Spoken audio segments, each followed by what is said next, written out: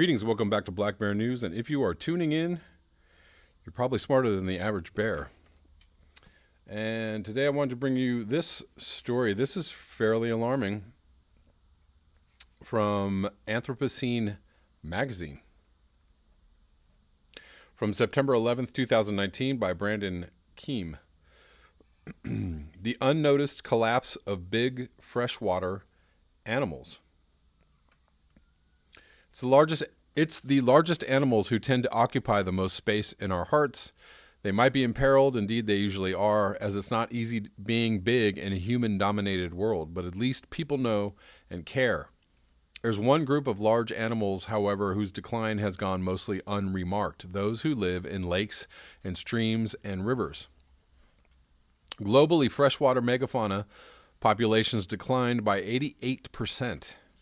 88% from 1970 and 2012. Right, biologists led by Fenzi He and Sonja Janig, both of Germany's Leibniz Institute of Freshwater Ecology and Inland Fisheries in the journal Global Change Biology. Compared to megafauna in terrestrial or marine realms, they have received much less research, conservation efforts, and public attention. Big or small, the situation for freshwater animals in general is quite grim. According to the Living Planet Index, their populations fell by 80% in the last 40 years, roughly double the declines experienced by terrestrial and ocean-dwelling vertebrates. During the 20th century, freshwater fishes went extinct at rates unsurpassed by any other guild. He and Janig are especially concerned, though, about the largest of these creatures. They tend to live a long time but reproduce very slowly and travel between far-flung spawning and feeding areas. When combined with heavy human impacts on freshwater ecosystems, these traits make them especially extinction-prone.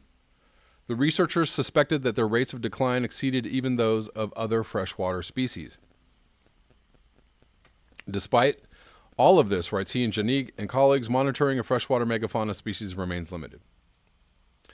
Number crunching yielded the aforementioned 88% contraction of freshwater megafauna. Declines were especially precipitous in Europe, Asia, and northern Africa, with losses of between 97 and 99%. I mean, that's really close to all. That's really, really close to 100%. Large fishes were hit hardest, followed by reptiles, mammals. Mammals, interestingly, appeared to be increasing in population, though the researchers cautioned that data for them is sparse. Our results show a clear decline of freshwater megafauna across the globe, write the researchers, and since many megafauna are so long-lived, individuals may survive long after species reproduction has ceased, their lingering presence masking the full degree of their peril, or, we can call that functionally extinct. Such sharp declines are thus a harbinger of extinction, and fighting to protect them isn't just about preserving Earth's biological heritage. Just as terrestrial megafauna like grizzly bears and elephants are often apex predators or keystone species, so are their aquatic counterparts. Their loss leaves ecosystems simplified and prone to collapse. Future healthy freshwater ecosystems may well depend on the preservation of these animals. As of now, however, monitoring and targeted conservation actions for vast majority of freshwater megafauna appear inadequate. At 97 or 99% loss rates, that would be inadequate. This is, another in a long line of stories about the huge decline in the numbers of animals everywhere, insects, fish, wild animals.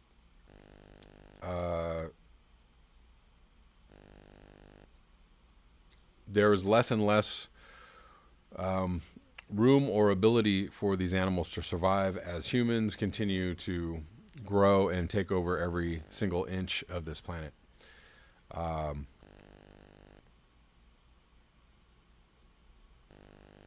With over-exploitation continuing in some 3,700 large-scale hydroelectric dams now under construction or scheduled, it won't be easy.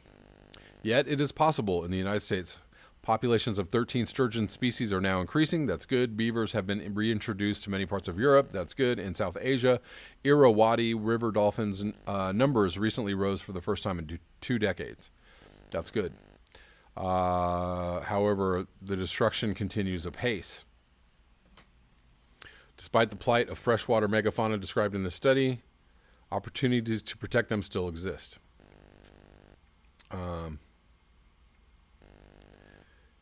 I don't know how we protect them without a retreat of humans. Humans need to retreat from the areas in which these animals live and are becoming endangered.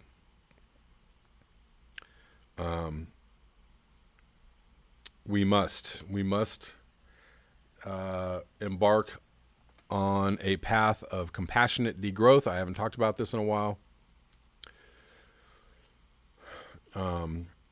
Humans must become less so that the natural world can become greater again. That's really, I think the growth of humans, or, the population as it stands right now, is diametrically opposed to a healthy environment. I don't know how we have this many people on the planet and live in balance with nature. I just don't know how, and especially living in the way that we live in a capitalist industrial society. I just don't. Those two things are mutually exclusive. Moving on to this article, I saw a few people talking about here and there. This is from September 8th. China's Belt and Road global infrastructure plans are dooming the planet. Well, any global infrastructure plans are probably going to doom the planet. Again, infrastructure is, building more things, and we need a retreat from industrial capitalism. Needs to retreat and not advance. So, we need to be taking down the things that we have already built in order to live sustainably and in balance with the earth. But let's look more into this. 4 words: coal-fired power plants. Despite repeated claims of green development, quote unquote, President Xi tacitly admitted BRI's first phase has been an environment failure. After the second Belt and Road Forum, the Chinese Ministry of Foreign Affairs released a list of deliverables that include many efforts to make BRI greener. The United States can independently verify and communicate widely whether China is making progress toward these goals. Unless the United States challenges Chinese claims and competes with Chinese development projects, Beijing will continue to diplomatically benefit from asserting leadership with little cost. China has continually assured the world that its Belt and Road Initiative is a green project. Sounds like some more greenwashing to me. At the first BRI forum in May 2017, Chinese President Xi Jinping touted BRI as a vision of green development and a way of life and work that is green, low carbon, circular, and sustainable. Okay, similar promises were made at this year's forum in April. However, China has long been the world's largest exporter of coal power equipment, exporting twice as much as its nearest competitor. Yeah.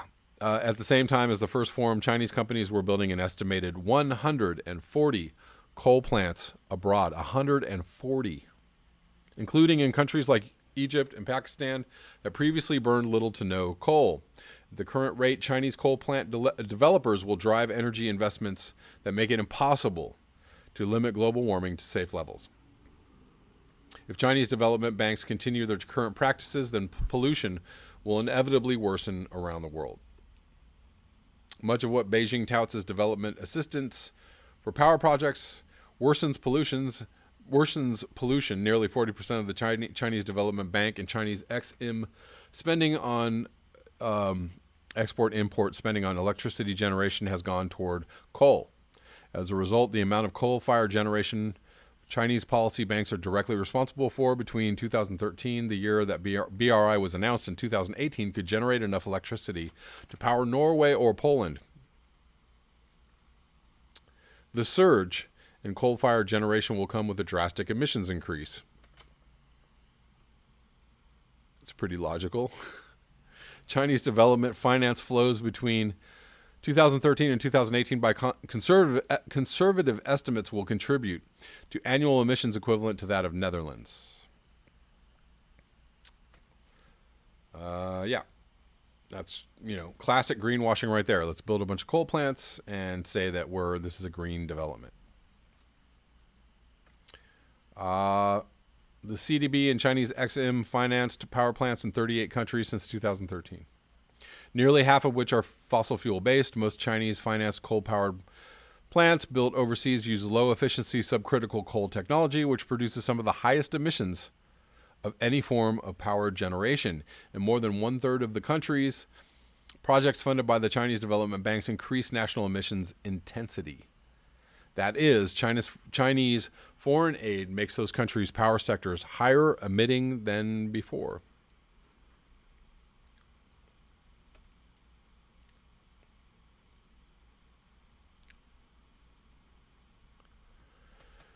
Beijing did not finance fossil fuel projects in more than half of the 38 countries, but China's non-fossil fuel projects constitute one-off investments over the 6-year period. China's hydroelectric projects portend ruin for millions of farmers and fishermen.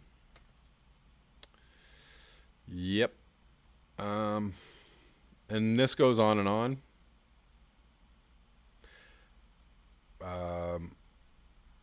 It's all about development and economic growth, and it doesn't really matter, in the end, the cost at which that comes, with a lot of lip service paid to, the environment, and an admission by President Xi that BRI's first phase has been an environment failure. Well, at least he's being honest about it. That's good. I don't know. I don't know. A global economic crash can't come soon enough. Hopefully it'll put a halt to a lot of these projects and a lot of this development.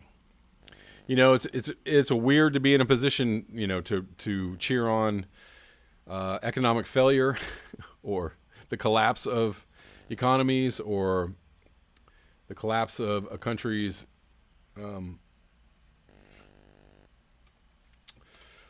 economic output. But, that's exactly what we need. Nobody really understands the context of climate change, the context in which we, the world in which we live, the context of climate change and what it means for the economy or what the economy means to climate change. Most of the world's economy, close to 100%, runs in direct opposition to creating a sustainable, livable planet. Which means that, most of the industry on the planet needs to go. It needs to go away quickly. How will people live with all that without all that industry? I don't know. That's how we figure out how to go forward. That's our only way to go forward. We are not going to do it. We're not going to techno fix our way out of this one, guys. We're just not going to do it. We're probably going to need some technology to stay alive. We're probably going to need some technology to transition. But technology and industry as we know it today is, directly, that's the direct thrust of the environmental destruction. The only way to take environmental destruction away is to take away that direct thrust of industry. It can't get any simpler than that. But, still, not many people are going to be able to have this kind of discussion on a national political level, or on a social political level. It's just out of the purview. It's out of the understanding of most people, out of the grasp of understanding of most people. And that's why we need to continue the dialogue and continue the conversation and continue the discussion of this so that people can start to understand the trouble that we're in and the really the gigantic shift in our comprehension and how we live is that it's going to have to happen in order for us to continue to survive on this planet. I think it's pretty important, don't you? That's all I have for you today. Thank you so much for your eyes, your ears, and your conscience. If you would like to support this channel, you can do so at the links below. Until next time.